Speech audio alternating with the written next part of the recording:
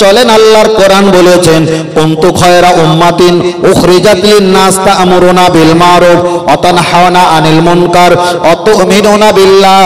আল্লাহর কোরআন বললেন তোমরা ভালো কাজের আদেশ দেবে, খারাপ কাজের নিষেধ করবে। কে মানলো আর না মানলো আমি আল্লাহ আমার কোনো যায় আসে না। তাহলে পৌঁছে দেওয়ার দায়িত্ব আপনারও আছে আমারও আছে। ইহাদিল্লাহ, বান্দা যদি আল্লাহর কাছে হেদায়েত চায় আল্লাহ তাকে হেদায়েত দেবে, তবে আল্লাহ ইচ্ছা করে কাউকে আগে হেদায়েত দেয় না।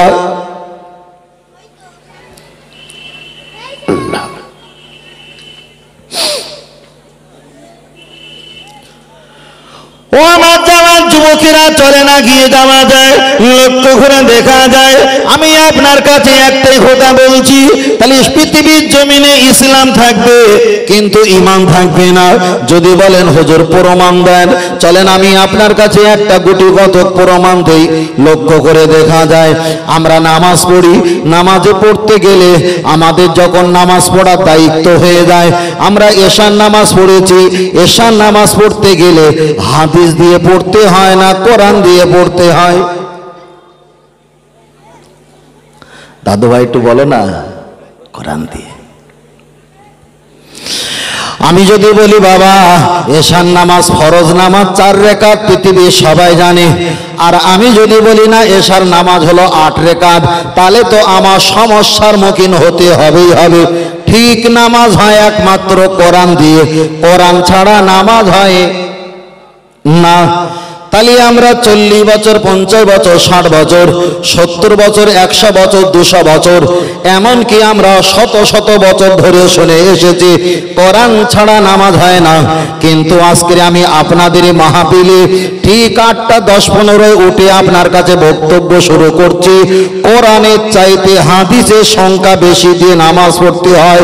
যদি এই হাদিসের সংখ্যা যদি বেশি না হয় আপনার কিন্তু নামাজ হবে না। যদি বলেন হুজুর প্রমাণ দেন, আপনি মসজিদে গেছেন, মসজিদে ওঠার সময় একটা দোয়া বলেছেন আল্লাহুম্মা আফতালি আবওয়াবা রাহমাতিক, এটা কোরআন নয়, এটাই হলো হাদিস। তাহলে নামাজ পড়তে যাচ্ছেন, আল্লাহর ইবাদত কোরআন দিয়ে নামাজ হবে, শুরু হয়েছে প্রথমে মসজিদে ওটাই হাদিস শুরু। তারপরে আপনি নিয়াত করলেন। ইমাম মোহাম্মদ আল্লামা ইসমাইল বিন বুখারী রহমাতুল্লাহ আলাইহি তিনি বুখারী শরীফে প্রথমে বলেছেন ইন্নামাল আমালু বিন্নিয়াত, যার নিয়তটা পারফেক্ট তার কাজটা হবে পারফেক্ট। রাসূলের হাদিস কপি করে বলছেন তোমাকে নিয়ত করা লাগবে। ছেলেরাও নিয়ত করেছিল অমুক তারিখে বেলা এতটার পরে রাত 8টার সময় আমরা জলসা শুরু করব। নিয়ত ছিল ভালো, শুরু হয়েছে ভালো। ঠিক নিয়তটা প্রতি কাজের মূল, প্রতি কাজের মূল। আপনি নিয়াত করবেন, রাসূল বলেছে বুখারীতে নিয়ত করতে হবে, কিন্তু কোরআনে তো নিয়ত সম্পর্ক নেই। তাহলে নামাজের যখন পড়ার আপনি তৈরি হয়ে গেলেন, নিয়াত করছেন, ওটা কোরআন নয়, ওটাই হলো হাদিস।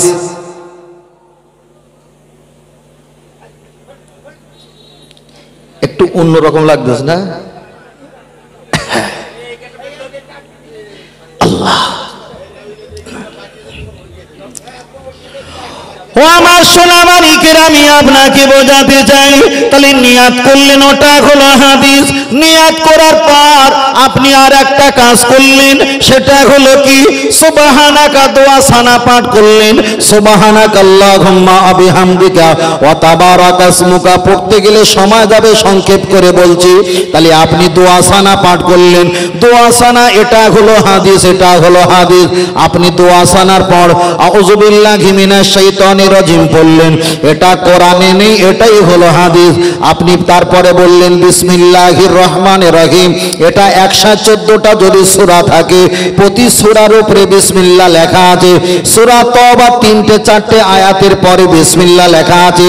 অধিকাংশ আলেমের মত হলো বিসমিল্লাহ আল্লাহর নামে শুরু করতে হয়, ওটা কোরআনের কোনো অংশ নয়, ওটাই হলো হাদিস। কোরআন শরীফে আছে সূরাতুল মাক্কি, সূরাতুল মাদিনা, যেখানে নাজিল হয়ে হয়েছে সেখানকার নাম দিয়ে বলছে সূরাতুল মাক্কিয়া বিসমিল্লাহির রহমানির রহিম। এটা কোরআনের কোনো আয়াত নয়, এটা হলো হাদিস। প্রথমে বলছি তাহলে মসজিদে উঠলেন, দোয়া পড়লেন, হাদিস। নিয়াত করলেন, হাদিস। দোয়া সানা পাঠ করলেন, হাদিস। আউযু বিল্লাহ বিসমিল্লাহ পাঠ করলেন, হাদিস। আপনি সূরা ফাতিহা পড়লেন, এটা হলো কোরআন। বিসমিল্লাহ পড়লেন, এটা হলো হাদিস। অন্য একটা সূরা পড়লেন, এটা হলো কোরআন।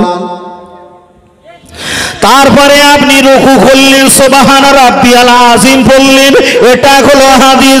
সামিআল্লাহু লিমান হামিদা হাদিস। রব্বানা লাকাল হামদ, এটা হাদিস। আল্লাহু আকবার বলে সিজদা গেলেন, এটা হাদিস। সুবহান রাব্বিয়াল আলা বললেন, হাদিস। আবার আপনি আল্লাহু আকবার বলে বসলেন, আবার সিজদা যাবার আগে হামদান কাসিরান তাইয়িবান এমন কিছু দোয়া আছে দুই সিজদার মাঝখানে, এটা হলো হাদিস। আপনি বসে বসে আত্তাহিয়াত পড়বেন, এটা কোরআন নয়, এটা হলো হাদিস। আপনি দরুদ শরীফ পাঠ করবেন, কোরআন নয়, এটা হলো হাদিস। আপনি দেখা যায় ওখানে বসে বসে দোয়া মাসুরা পাঠ করবেন, দোয়া মাসুরা কোরআন নয়, ওটা হলো হাদিস। আপনি যখন ডান দিকে সালাম ফিরাবেন, আল্লাহ নবী বলেছেন পেহলে সালাম উনকে বাদ কালাম। আল্লাহ নবী বললেন সালাম ফিরানো, সালাম ফিরানোটা ওটা কোরআন নয়, ওটা হলো হাদিস। আপনি বলবেন আল্লাহুম্মা আমিন, কোরআনে নেই, এটাই হলো হাদিস। মোনাজাতের শেষে যখন লা ইলাহা ইল্লাল্লাহু মুহাম্মাদুর রাসূলুল্লাহ বলবেন, এটাও কোরআনে পূর্ণাঙ্গ নয়, এটাই হলো হাদিস। তাহলে 40-60 বছর হুজুররা শুনিয়েছে নামাজ পড়তে গেলে কোরআন লাগে। আমি আজকে 2024 সালে বলছি নামাজ পড়তে গেলে কোরআন যদি 2% লাগে, হাদিসে লাগে 8%। সত্য না মিথ্যা?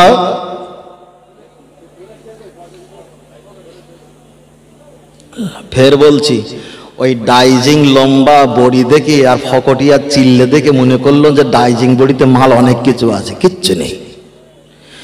50 জনের দরকার নেই, 5 জন বক্তব্য শোনেন। এই 5 জনের বাড়ি পরিবার অন্তত 5-7 জন আছে, তাহলে 5-7 35 জন হয়ে যাচ্ছে। ব্যাস। ও আমার বাপিরা, চলে না গিয়ে যাওয়া যাক, লক্ষ্য করে দেখা যায় তাহলে নামাজে সবকটা হাদিস হাদিস। এবার বলেন তাহলে নামাজ পড়েছেন বড় ইবাদত। আল্লাহ নবী জানিয়েছেন আফদালুল ইবাদাত ইবাদাতিস সালাত, সবচাইতে বড় ইবাদত হলো কি? নামাজ। তাহলে মনে করে বড় ইবাদত নামাজ মানে কোরআন ওতে ঠাসা, না না না। কমপক্ষে নামাজে কোরআনে 3 আয়াত পড়লে নামাজ হয়েই যাবে, ঠিক না বে ঠিক? কোরআনের কমপক্ষে নিম্ন সংখ্যা 3 আয়াত পড়লে নামাজ হয়ে যাবে। কিন্তু নামাজের এই অজীব গুণ যদি ছেড়ে দেওয়া হয়, নামাজ হবে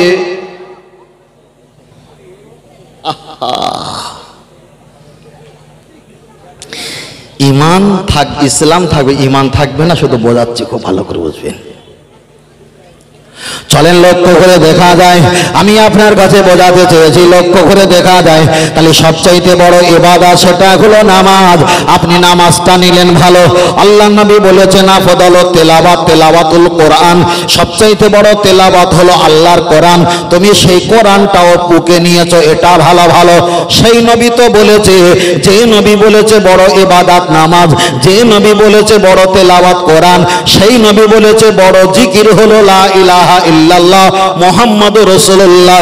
তাহলে নামাজে বড় ইবাদত তুমি নিয়েছো, নামাজে বড় তেলাওয়াত তুমি কোরআন দিয়েছো, কিন্তু মোনাজাতের শেষে কলেমা সবচাইতে বড় জিকির, ওটা বাদ দিয়ে বেরহমাতিকা তুমি কেন নিয়েছো?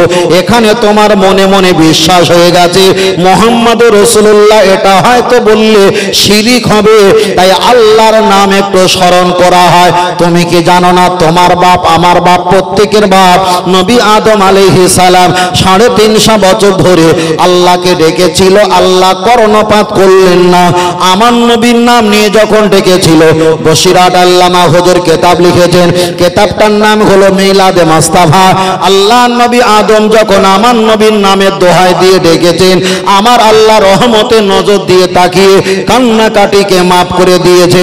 তাহলে 350 বছর একটা নবী হয়ে আর একটা নবীর নাম না নেবার কারণে আল্লাহ তাকে যদি কান্না কান্না কান্না কান্নায় যদি মত্ত রাখে, দোয়া যদি কবুল না করে, তুমি আমি হুজুর 10 বছর 20 বছর ওয়াজ করি, ইমামতি করি, বড় ইবাদত চুমু খেলাম, বড় কোরআন চুমু খেলাম, আর মুহাম্মদুর রাসূলুল্লাহ ছেড়ে দিলাম, তাহলে আদম নবীর মতো তোমারও তো 1000 বছর কাঁদা দরকার। ফের বলছি, ঈমান আর ইসলাম দুটো এক নয়। আমি বক্তব্য করব কোনো ফজিলত নয়। কে নামাজ পড়ে না পড়বে অত জ্বালা আমার নেই, কে হজ করবে না করবে অত জ্বালা আমার নেই। তবে আপনি যে জায়গাতে ঘর তুলছেন ওই জায়গাটা সঠিক কিনা এটা আমি বোঝাবো। আল্লাহ, ও আমার সোনা মানিকে রাখিয়ে চলে যাবা যাক, লক্ষ্য করে দেখা যায়। তাহলে বলছিলাম পৃথিবীর জমিনে ইসলাম থাকবে কিন্তু ঈমান থাকবে না। আমরা কলেমা পড়ে এসেছি, লা ইলাহা ইল্লাল্লাহু মুহাম্মাদুর রাসূলুল্লাহ সাল্লাল্লাহু আলাইহি ওয়াসাল্লাম, अल्लाह के सिवा कोई इबादत के लायक नहीं, मोहम्मद सल्लल्लाहु अलैहि वसल्लम खुदा ताला का बंदा और भेजा हो पैगंबर है। এটা আমরা পড়ে এসেছি। জিন মুহাম্মাদের নাম তৌরাতে ছিল, নবী মুসা আলাইহিস সালামের উম্মত আবুল হারেসা অবজ্ঞা করেছিল, সরিয়ে দিয়েছিল। আমার আল্লাহ তাকে গোসাপের উপরে রূপান্তরিত করেছিল। এই কলেমা তামাম পৃথিবীর ঈসা, মুসা, দাউদ, আইয়ুব, শুআয়ব, জাকারিয়া, লূত, ইব্রাহিম তামাম পৃথিবীর নবীদের জবানে ছিল। এই কলেমা হুর গেলেমানদের জবানে আছে, এই কলেমা ফেরেশতাদের জবানে আছে, এই কলেমা পৃথিবীর কোটি কোটি পীর মাশায়েখ, ওলি আউলিয়া, গওস, কুতুব, ইমাম, মাশায়েখ তাদের জবানে আছে। কিন্তু এমন আমাদের কপাল ফাটা 2024 সাল যখন পড়েছে, কিছু সহি জান্নাতি দল বলে ইন্টারনেটে যারা ঘোরাঘুরি করে, ওরা বলেছে লা ইলাহা ইল্লাল্লাহু মুহাম্মাদুর রাসূলুল্লাহ বললে এটা শিরক হবে। তাই নতুন কলেমা আপলোড দিয়ে বলেছে লা ইলাহা ইল্লাল্লাহু আল্লাহু আকবার, এটাই তোমরা বলবে। তাহলে পৃথিবীতে ইসলাম থাকবে কিন্তু ঈমান, বুঝতে পারছেন কিছু তো? একদম শহীদল মানে ছেলেরা বুঝতে পেরেছে। শহীদল মুহাম্মাদুর রাসূলুল্লাহ তুলে দিয়েছে, কেন? ওটা মোহাম্মদ গন্ধ আসছে।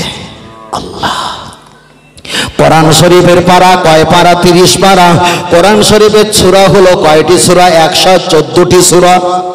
ওরাই বলেছে কোরআন শরীফের সূরা 14টা নয়, ওটা ভুল। ওরা বলেছেন 112টি সূরা। তার ভিতরে সূরা ফাতিহা বলছে ওটা কোরআনের কোনো অংশ নয়, ওটা কোরআনের আয়াত নয় কোনো, ওটা কোরআনের সূরা নয়, ওটা কোরআনের কোনো সম্পর্ক নয়। তাহলে নবী থেকে নিয়ে আজকে দিন পর্যন্ত কোরআন পরিবর্তন হলো না। 114টা সূরা তামাম পৃথিবীর কাবা লক্ষ লক্ষ যত ইমাম মুসল্লি তারাও খতম তারাবি পড়েছে 114টা সূরা দিয়ে। পৃথিবী নবী থেকে নিয়ে আমার নবীর প্রতি কোরআন নাজিল হয়েছিল, সেখান থেকে নিয়ে এই পর্যন্ত আজই পর্যন্ত 114টি সূরা আসছে। নতুন যারা সহি দল বলে জান্নাতের লোভ লালসা দেখায়, তারা বলছে না না ওটা হবে 112টি সূরা। তাহলে কলেমা শরীফ পরিবর্তন করেছে, কোরআন শরীফের সূরাটাও পরিবর্তন করেছে। আমরা তওবা শরীফ পাঠ করি, আস্তাগফিরুল্লাহ রাব্বি মিন কুল্লি যামবি ওয়া আতুবু ইলাইহি আলা হাওলা ওয়ালা কুওয়াতা ইল্লা বিল্লাহিল আলিয়্যিল আযীম। ওরা তওবা শরীফটাকে কেটে ছোট করে বলেছে এত বলা শরিয়াতে জায়েজ হবে না, আস্তাগফিরুল্লাহ আল্লাযী ওয়া আতুবু ইলাইহি এতটুকু বলে তোমরা শেষ করে দাও। তাহলে পৃথিবীর জমিনে কোরআনকে পরিবর্তন করে সহি কোরআন নাম দিয়েছে, বুখারী শরীফটা পরিবর্তন করে সহি বুখারী নাম দিয়েছে, নামাজটা পরিবর্তন করে সহি নামাজি মত দিয়েছে। তবে সব যখন সহি হলো, কিন্তু কোরআন হাদিসের ক্যামেরা নিয়ে দেখতে পাই ওদের ভিতরে কিন্তু ঈমান পাওয়া যায় না। ঈমান থাকলে সব কাজ করে না। আল্লাহ, একজনের বলছে হুজুর আপনি এমন বক্তব্য করবেন যেন এলাকার ছেলে যেন অন্তত 50-60টা নামাজি হয়। কথাটা ভালো, বিশ্বাস করি, মহব্বত করি, কিন্তু হিসাব করে দেখা যায় নামাজির সংখ্যা হয়তো বাড়ছে, এটা ফল।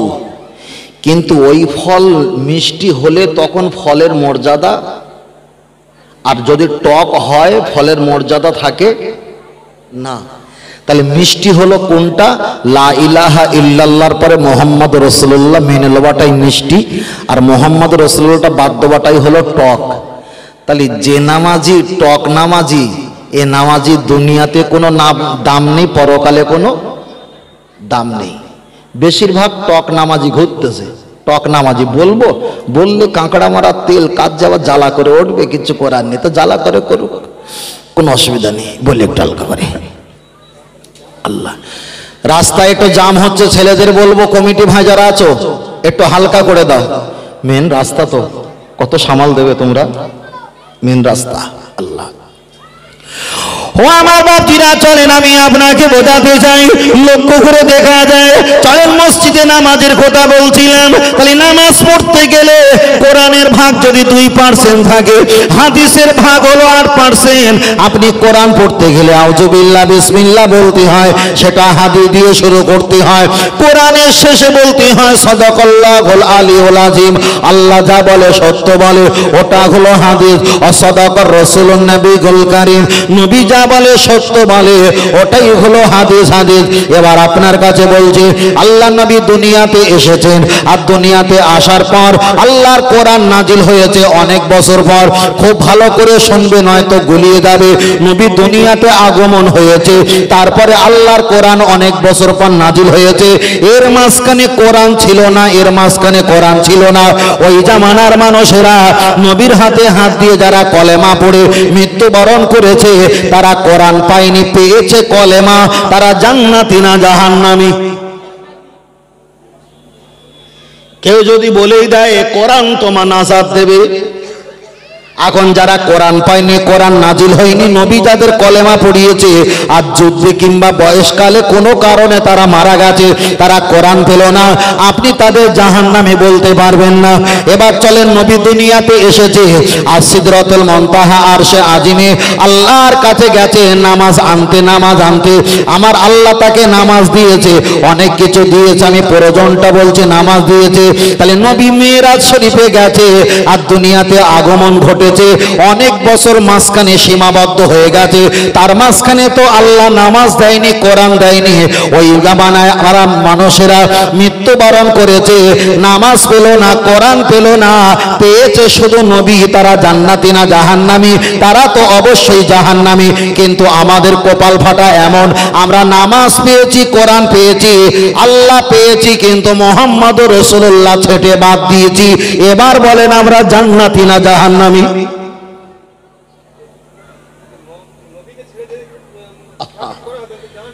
আল্লাহু আকবার, আল্লাহ আল্লাহ। পূর্বে যত সাহাবারা ছিল তাদের কাছে কোরআন ছিল না, পূর্বে যারা সাহাবারা ছিল তাদের কাছে আমার আল্লাহ নামাজ ছিল না। ছিল কে? আমার নবী। নবী আল্লাহ নবী জানিয়েছে আল্লাহ হলো জান্নাতের মালিক, আমি হলাম জান্নাত বন্টনকারী। চলেন আর একটা প্রমাণ দেওয়া যাক। অনেকে আমরা দুটো হাত তুলে আল্লাহর কাছে দোয়া করি, আল্লাহ আমার এইটা দাও, ওইটা দাও, হাজার কথা বলে মুনাজাত শেষ করে নিয়ে বিরহমাতিকা ইয়া আরহামার রাহিমিন, জিসকা মাতলাব ऐसी है, যার ব্যাখ্যা হলো এটা, আল্লাহ তুমি আমার প্রতি দয়া করো, তুমি আমার প্রতি রহমত দাও, আমার প্রতি রহমত দাও। এই মুনাজাত করে আল্লাহর কাছে চাই। আপনি কি জানেন না রহমত চাই আল্লাহর কাছে? আল্লাহ তো বলেছে রহমতের মালিক আমি, আর রহমত ওয়ালা হলো তোমার নবী মুহাম্মদ সাল্লাল্লাহু আলাইহি ওয়াসাল্লাম। আল্লাহর কোরআন বলেছেন ওমা আরসালনাকা ইল্লা রাহমাতাল লিল আলামিন। তাহলে রহমতের মালিক আল্লাহ, আর রহমত ওয়ালা হলো আমার আপনার নবী মুহাম্মদুর রাসূলুল্লাহ। জোরে বলেন সুবহানাল্লাহ।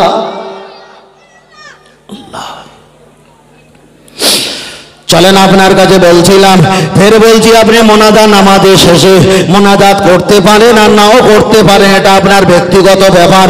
আপনি নামাজ পড়লেন, শেষ হয়ে গেল, এটাই হলো শেষ পর্যায়ে। তবে আমি আপনার কাছে বলছি, আমরা এমন কিছু কথা বলবো, পূর্বে বলেছিলাম দুনিয়াতে যেন কল্যাণ হয়, পরকালে যেন কল্যাণ হয়। ওই জন্য বলছি, কখনো আমরা কলেমা শরীফ বলতে পারি না। অবশ্যই আপনারা কলেমা শরীফ পড়বেন। আমি আপনার কাছে আর একটা প্রমাণ দিতে চাই। লক্ষ্য করে দেখা যায় সমাজের দিকে তাকিয়ে দেখবে উত্তর পাড়ার ইমাম সাহেব মুনাজাতের শেষে বেরহমাতে কা বলল, মাদের পাড়ার ইমাম সাহেব মুনাজাতের শেষে আলহামদুলিল্লাহ রাব্বিল আলামিন বলে মুনাজাত শেষ করলো। কিন্তু পশ্চিম পাড়ার ইমাম সাহেব লা ইলাহা ইল্লাল্লাহ মুহাম্মাদুর রাসূলুল্লাহ বলে মুনাজাত শেষ করলো। তিনটেই তো আল্লাহর তাসবিহ, তিনটেই তো আল্লাহর জিকির, তিনটেই তো আল্লাহ স্মরণের তাসবিহ। চলো নবীর কাছে বিচার দেওয়া যায়। ইয়া রাসূলুল্লাহ, উত্তর পাড়া, মাঝের পাড়া, পশ্চিম পাড়া, তিনটে পাড়ার ইমাম তাসবিহ পাঠ করেছে, সবই তো আল্লাহর তাসবিহ। তবে তিনটে তাসবিহর ভিতরে কবুলিয়াতের তাসবিহ কোনটা একবার বলে দাও। দয়ার নবী চালে দিয়ে বললেন, আফদালুজ জিকরি জিকরি লা ইলাহা ইল্লাল্লাহ মুহাম্মাদুর রাসূলুল্লাহ সাল্লাল্লাহু আলাইহি ওয়াসাল্লাম। সবচাইতে বড় তেলাওয়াতের তাসবিহ হলো, বড় জিকির তাসবিহ হলো তোমার নবীর নামের কলেমা শরীফ। জোরে বলেন আল্লাহ আল্লাহ আল্লাহ আল্লাহ। চলেন আমি আপনাকে বলছিলাম, তাহলে লক্ষ্য করে দেখা যায়, ফের বলছি আপনি মানতে পারেন নাও মানতে পারেন, আমি মানি, ভালো লাগে তাই অপরকে মানার জন্য শেয়ার করি।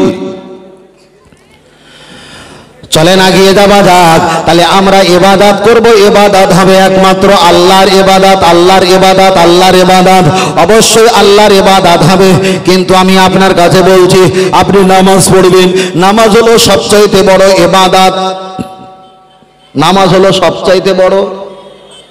দাদু ভাই একটু জোরে বলেন, নামাজ হলো সবচাইতে বড় ইবাদত। কোনো কারণে নামাজ বড় ইবাদত বাদ বা যায়, আবার নামাজকে নওয়া যায়। কোনো কারণে নামাজকে বাদ বা যায়, আবার নামাজ করে নেওয়া হয়, আদায় করা হয়। কিন্তু এক সেকেন্ডের জন্য নবীকে বাদ দিলে তাকে কাফের বলতে হয়।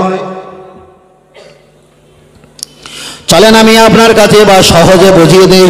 লক্ষ্য করে দেখা যায়, ময়দানি দেখা যায়, আমি তো আর আমার রাস্তা যদি 64 কিলোমিটার, বসিরহাট আল্লামা হুজুর বলেছেন, আমি ধরে নিলাম আমার বাড়ি থেকে এই পর্যন্ত 100 কিলোমিটার।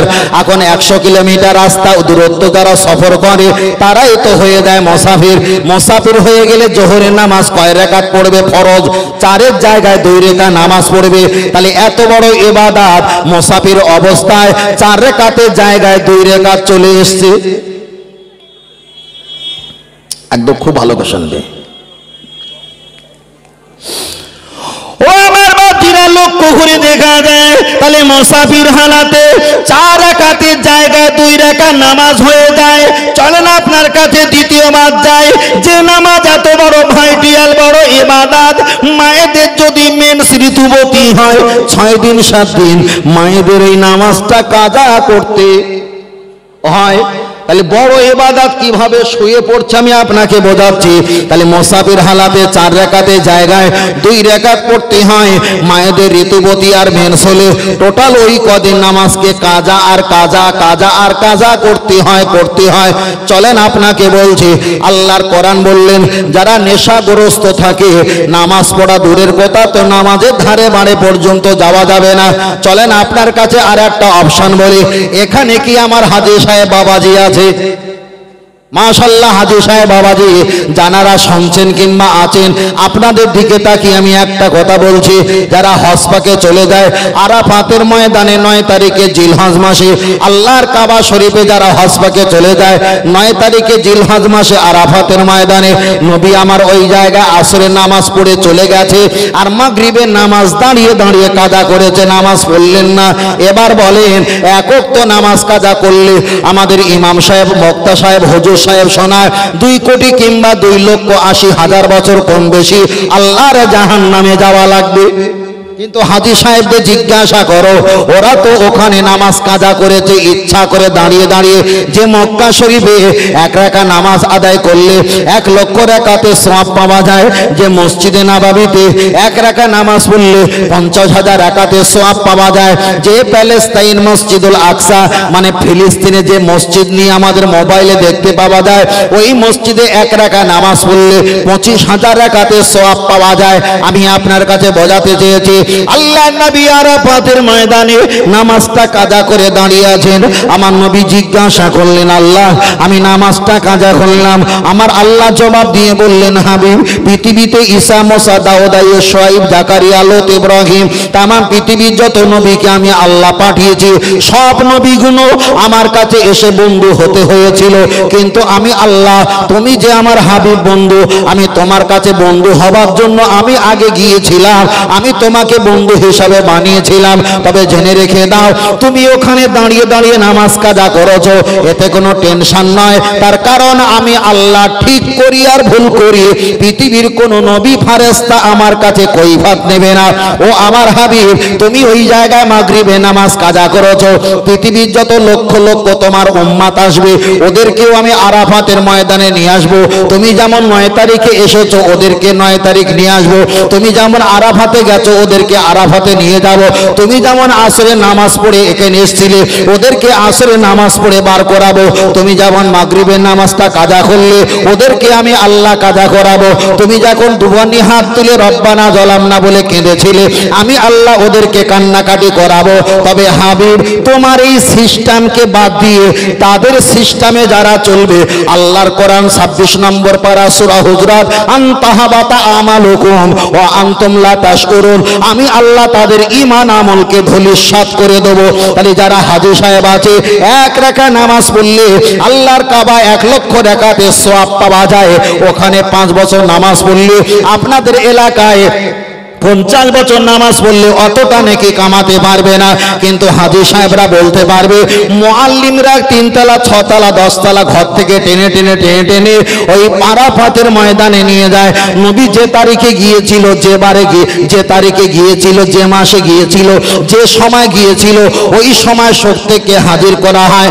নবী যেমন দাঁড়িয়ে নামাজ কাজা করেছিল, প্রতি হাজী সাহেবের কাছে খবর নিয়ে দেখো তারা ওখানে দাঁড়িয়ে দাঁড়িয়ে নামাজটা কাজা করেছিল। এখন নামাজ যদি এত বড় ইবাদত হয়, যেখানে নামাজের জন্ম, যেখানে নবীদের আগমন, যেখানে কোরআনের জন্ম, যেখানে তাম পৃথিবীর লক্ষ লক্ষ নবীদের দোয়া কবুল, সেখানে তো মানুষ আরো বেশি নামাজ পড়বে, সেখানে কেন নামাজ কাজা করে বাড়িতে আসবে? এখানে প্রমাণ হয়ে গেল তোমার কোয়ালিটিতে ইসলাম চলবে না, ইসলাম চলবে মুহাম্মাদের আদর্শে। জোরে বলেন। তাহলে রাসূলুল্লাহ সাল্লাল্লাহু আলাইহি ওয়াসাল্লাম ওখানে নামাজ কাজা করেছিল।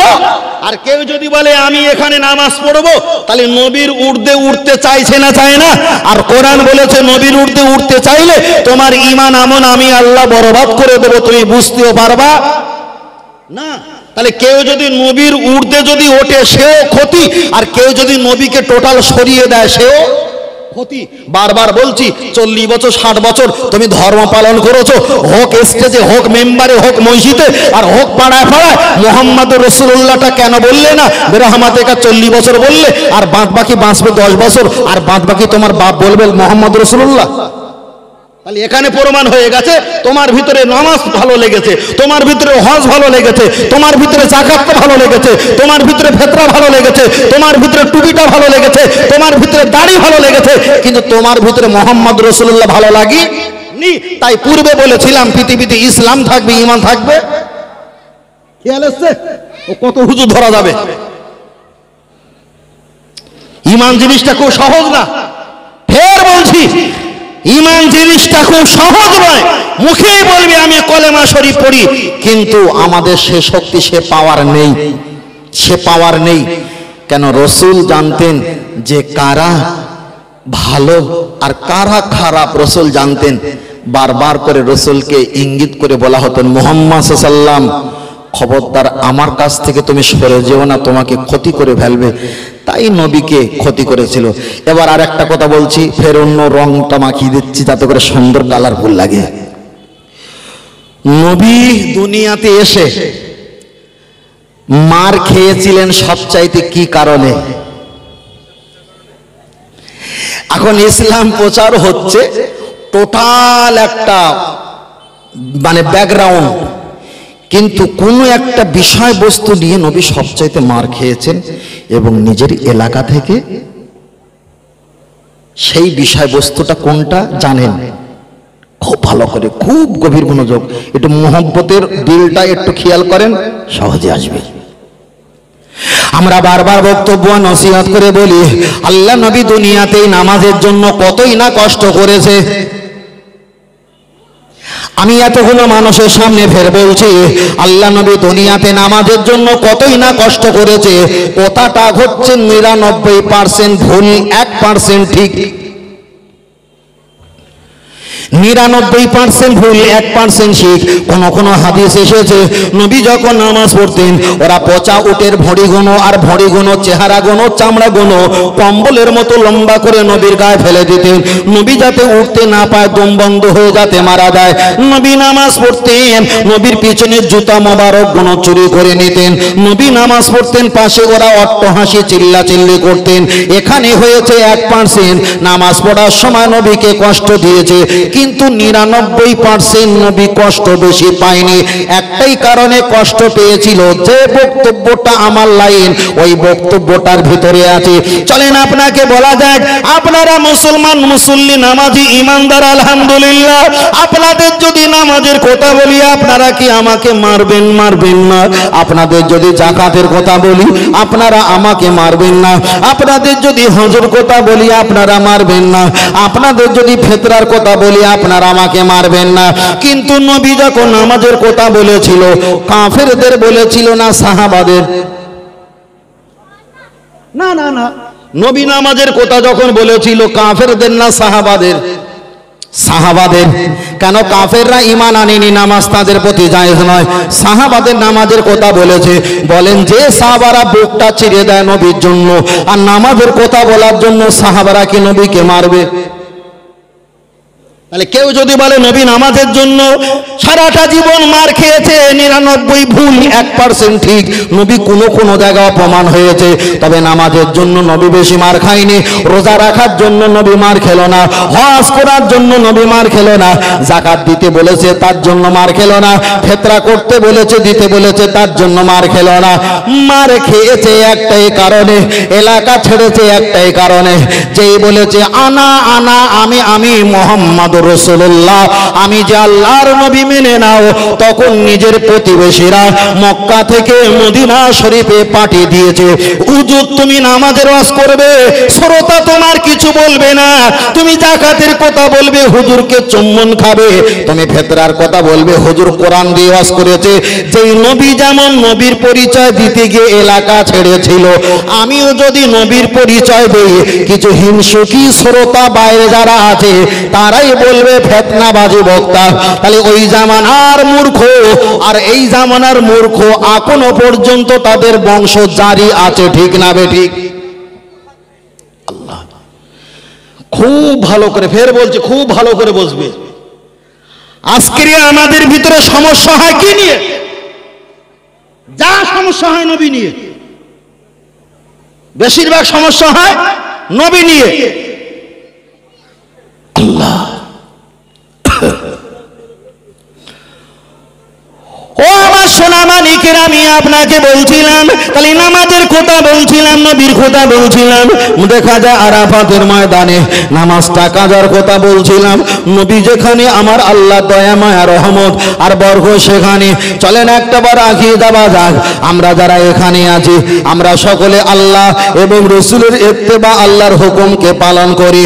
ও বাপজিরা খুব ভালো করে খেয়াল করে শুনবেন। লক্ষ্য করে দেখা যায় যেটা সুন্নাত সেটা হাদিস, তবে যেটা হাদিস সেটা সুন্নাত নয়, সুন্নাত নয়। যদি বলেন হুজুর একটু ধরিয়ে বলো, আমার কমিটি ভাই বসে আছে, যারা কমিটি ভাই বসেছে, একদিকে দুটো অধিকার হয়েছে, একদিকে শ্রোতা হয়ে গেছে, অপরদিকে কমিটির দায়িত্ব হয়ে আছে। যারা সাধারণ শ্রোতা বসেছে কেবলমাত্র এনারা শ্রোতা, এনারা কিন্তু কমিটি হতে পারল না। তাহলে যারা কমিটি তারা অবশ্যই কমিটি, অবশ্যই কমিটি। দরুদ শরীফ পড়ি, আল্লাহুম্মা